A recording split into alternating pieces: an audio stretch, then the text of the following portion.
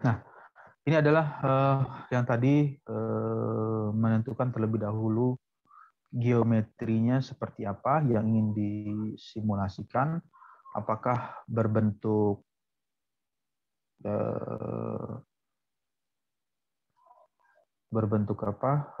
solid atau berbentuk fluid.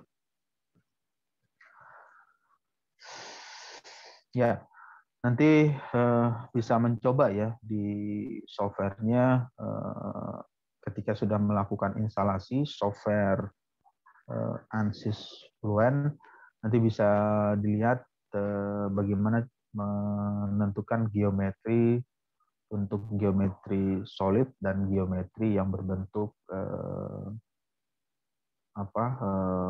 zona yang dijadikan laluan fluida tersebut.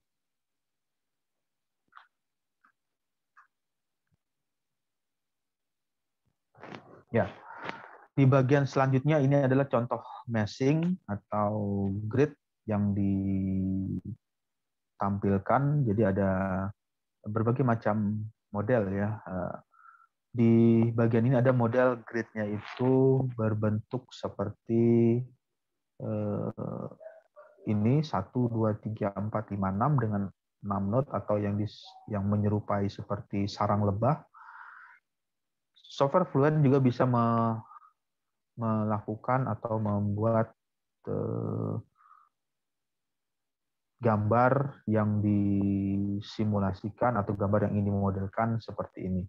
Nah, nanti untuk proses penentuan mesh-nya atau proses penentuan grid-nya itu kita sendiri yang bisa mengatur atau memilih grid apa yang ingin dipergunakan.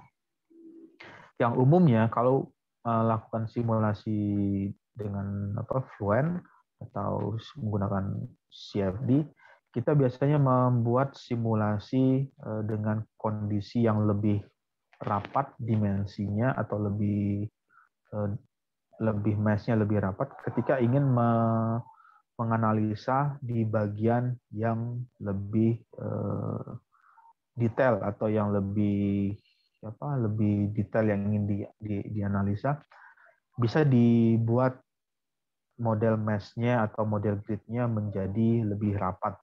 Ya, contohnya seperti ini. Nah, ini di bagian zona yang di bagian ini dibuat meshing-nya menjadi lebih rapat grid-nya jika dibandingkan dengan yang lainnya. Ya, tujuannya adalah ingin mengetahui atau melihat secara detail fenomena apa yang terjadi di domain atau di daerah bagian ini. Jadi di bagian ini nanti bisa dilihat secara detail domainnya seperti apa untuk hasil simulasi secara detailnya. Ya, variabel-variabel umum yang dipergunakan oleh simulasi menggunakan CFD itu seringkali kita menggunakan penentuan dalam kondisi batasnya, misalkan untuk pressure outlet-nya atau tekanan masuk atau tekanan keluar, kemudian kecepatan, temperatur, turbulensi, fraksi volume, dan fraksi massa, serta densitas dan relative humidity itu bisa dilakukan input di bagian penentuan dalam boundary condition.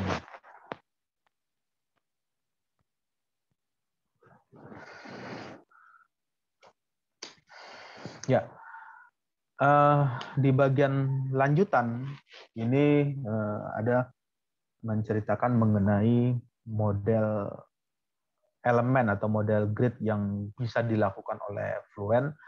Jadi ada 1, 2, 3, 4, 5. Jadi ada model grid yang berbentuk prisma, tetrahedral, heksahedral, polihedral, dan berbentuk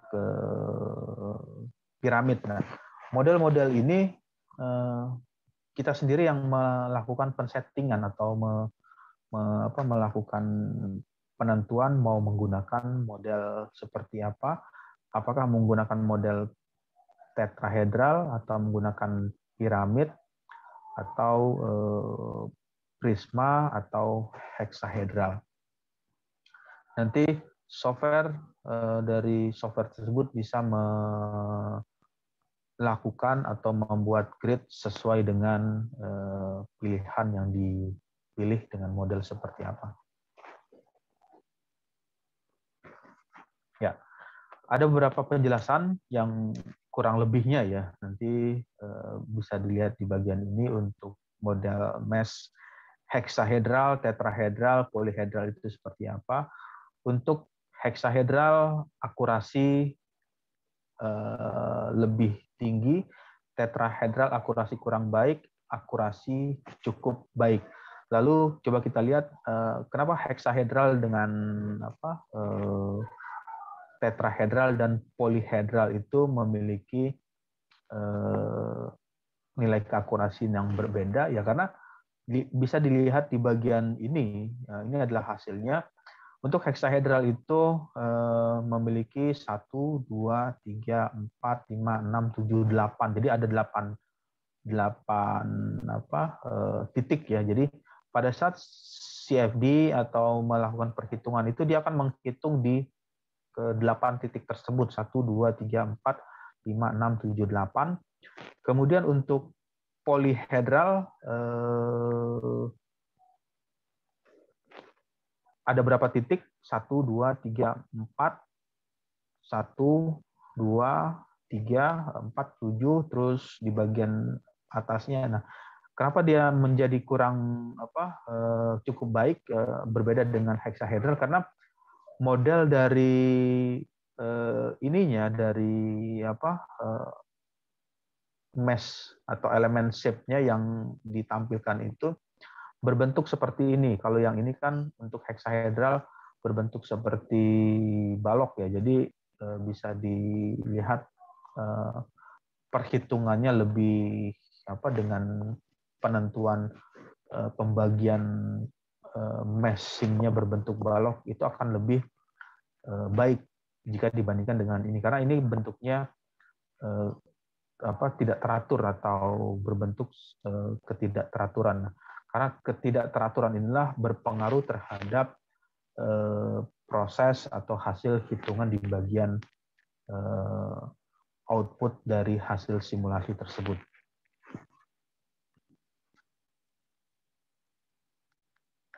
Ya, oke. Sampai sini ada pertanyaan?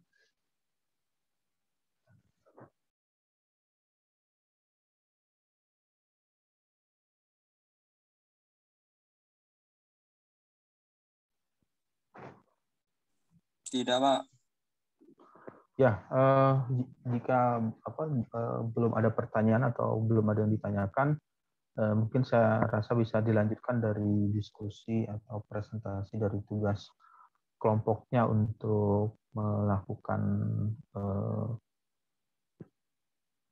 presentasi untuk minggu ini dari kelompok selanjutnya yang belum melakukan presentasi bisa mengeluarkan share screen di layarnya. Siap, Pak.